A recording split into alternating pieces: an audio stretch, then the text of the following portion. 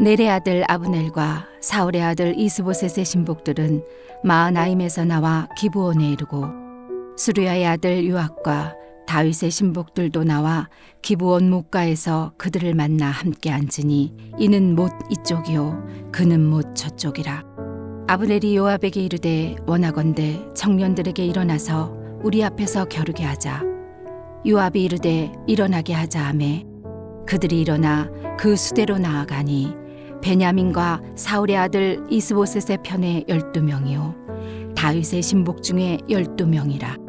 각기 상대방의 머리를 잡고 칼로 상대방의 옆구리를 찌르매 일제히 쓰러진지라. 그러므로 그곳을 헬갓 핫수림이라 일컬었으며 기브온에 있더라. 그날의 싸움이 심히 맹렬하더니 아브넬과 이스라엘 사람들이 다윗의 신복들 앞에서 패하니라. 그곳에 수르야의 세 아들 요압과 아비새와 아사엘이 있었는데 아사엘의 발은 들노루같이 빠르더라. 아사엘이 아브넬을 쫓아 달려가되 좌우로 치우치지 않고 아브넬의 뒤를 쫓으니 아브넬이 뒤를 돌아보며 이르되 아사엘아 너냐 대답하되 나로다.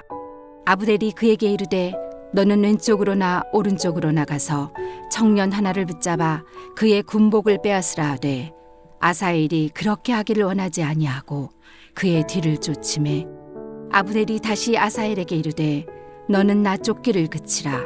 내가 너를 쳐서 땅에 엎드러지게 할 까닭이 무엇이냐. 그렇게 하면 내가 어떻게 내 형 요압을 대면하겠느냐 하되 그가 물러가기를 거절하매 아브넬이 창 뒤 끝으로 그의 배를 찌르니 창이 그의 등을 꿰뚫고 나간지라. 곧 그곳에 엎드러져 죽음에 아사엘이 엎드려져 죽은 곳에 이르는 자마다 머물러 섰더라. 요압과 아비새가 아브넬의 뒤를 쫓아 기브온 거친 땅의 길 가기야 맞은 쪽 암미산에 이를 때에 해가 졌고 베냐민 족속은 함께 모여 아브넬을 따라 한 무리를 이루고 작은 산 꼭대기에 섰더라. 아브넬이 요압에게 외쳐 이르되 칼이 영원히 사람을 상하겠느냐. 마침내 참혹한 일이 생길 줄을 알지 못하느냐. 내가 언제 무리에게 그의 형제 쫓기를 그치라 명령하겠느냐. 요압이 이르되 하나님이 살아계심을 두고 맹세하노니 내가 말하지 아니하였다면 무리가 아침에 각각 다 돌아갔을 것이요 그의 형제를 쫓지 아니하였으리라 하고 요압이 나팔을 불매 온 무리가 머물러 서고 다시는 이스라엘을 쫓아가지 아니하고 다시는 싸우지도 아니하니라. 아브넬과 그의 부하들이 밤새도록 걸어서 아라바를 지나 요단을 건너 비드론 온 땅을 지나 마하나임에 이르니라. 요압이 아브넬 쫓기를 그치고 돌아와 무리를 다 모으니 다윗의 신복 중에 19명과 아사엘이 없어졌으나 다윗의 신복들이 베냐민과 아브넬에게 속한 자들을 쳐서 360명을 죽였더라. 무리가 아사엘을 들어올려 베들레헴에 있는 그의 조상묘에 장사하고 요압과 그의 부하들이 밤새도록 걸어서 헤브론에 이른 때에 날이 밝았더라. 4월 13일 목요일 새벽 말씀 큐티를 시작하도록 하겠습니다. 오늘 우리에게 주시는 하나님 말씀은 사무엘하 2장 12절부터 32절까지의 말씀입니다. 할렐루야, 좋은 아침입니다. 우리 성도님들 오늘도 말씀을 통해서 하나님이 원하시는 일은 무엇일까? 하나님이 기뻐하시는 일은 무엇일까를 또 생각하시고 또 찾으시는 우리 성도님들이 되기를 바랍니다. 오늘 말씀은 사무엘하 2장 12절에서 32절 말씀인데 조금 어렵습니다. 이유가 뭐냐면 전쟁하는 내용인데 서로 죽이는 장면이 나오고 있는 것을 알 수가 있습니다.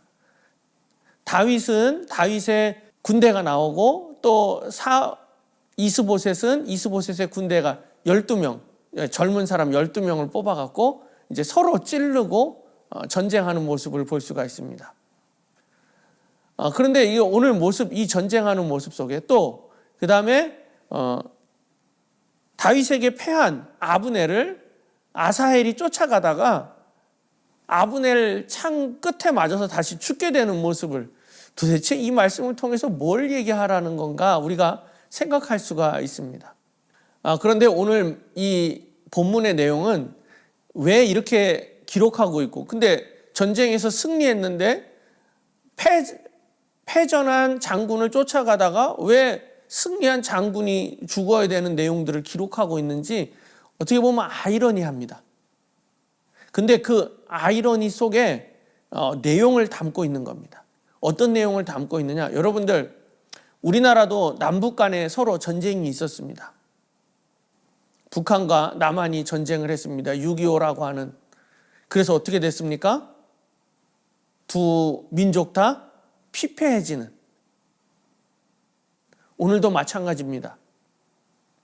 북쪽 이스라엘, 남쪽 유다가 서로 전쟁을 합니다.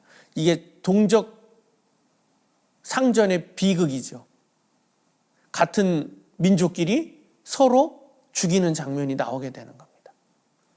그래서 그 모습을 묘사하고 있는 겁니다. 서로가 서로를 죽이고, 승자도 없는 거예요. 솔직히 이야기하면 승자도 없고 패자도 없는 전투입니다. 마치 대한민국 지금 남쪽과 북쪽으로 갈라져 가지고 승자도 없고 패자도 없는 모습처럼. 그런데 결국은 어떻게 됩니까? 우리가 내일 보게 되지만 다윗은 점점점 강성해지고 사울의 이스보셋은 점점점 약해지는 모습을 볼 수가 있습니다. 그런데 오늘 이 본문 말씀을 통해서는 서로가 서로를, 승자도 없고 패자도 없는 서로가 서로를 죽이는 그런 암울한 모습을 우리에게 보여주고 있는 것입니다. 그래서 오늘 여러분들 같이 생각해보고 적용하고 싶은 것들은 그겁니다. 어떤 거냐면, 교회 안에서 여러분들 서로 다른 사람을 비방하고 다른 사람을 욕합니다. 우리 교회를 욕합니다.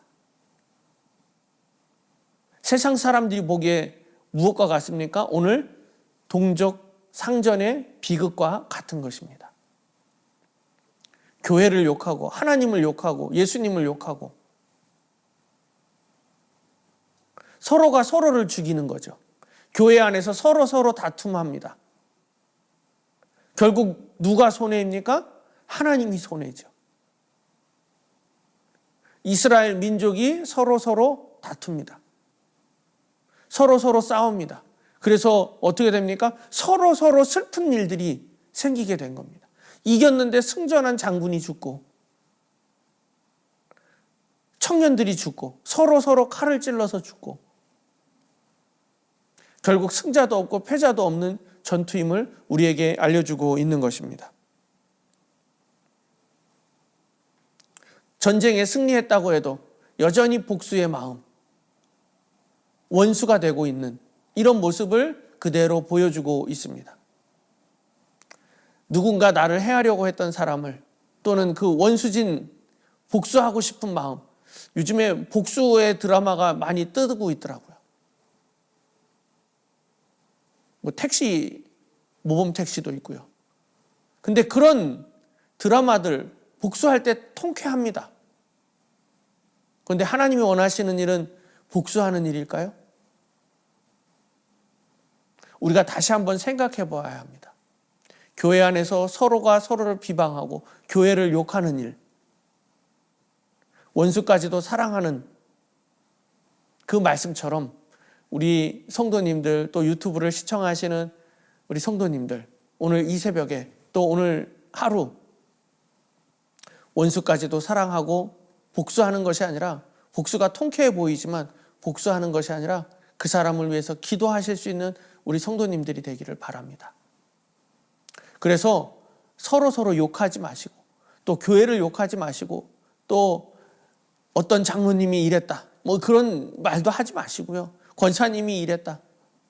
오히려 덮어주고 감싸주고 사랑할 수 있는 우리 성도님들이 되기를 바랍니다. 그래서 서로가 서로를 죽이는 것이 아니라 서로가 서로를 위해서 기도하고 살리는 그런 일들이 많아지는 우리 남서울 비전교회 성도님들이 되기를 예수님의 이름으로 축원합니다.